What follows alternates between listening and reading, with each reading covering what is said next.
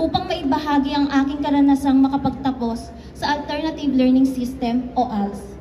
Ako po ay isang single mom na muling nangarap magpatuloy sa aking pag-aaral, na sa dala ng pinansyal at personal na rason, kaya hindi ko na ipagpatuloy ang aking high school noong ako'y bata-bata pa. Sa ngayon, ako'y 32 taong gulang, dating OFW, online raketista at solong nagtataguyod sa aking mga anak. Noong nakarang taon, napag-isipan ko ulit magpatuloy ng aking pag-aaral. Dahil na rin sa isa rin ito sa unang kwalifikasyon na hahanapin sa atin sa paghahanap ng magandang trabaho. Noong unay wala naman sa aking isipan na magpatuloy pa.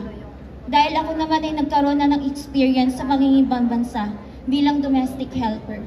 At sa ngayon ay may pinagkakakitaan naman. Ngunit dahil na rin sa ako'y may plano pang mangibang bansa ulit, dahil na rin sa pangungumbinsi ng aking kapareha, ay nagpatuloy ulit ako sa aking pag-aaral sa tulong ng programang ALS.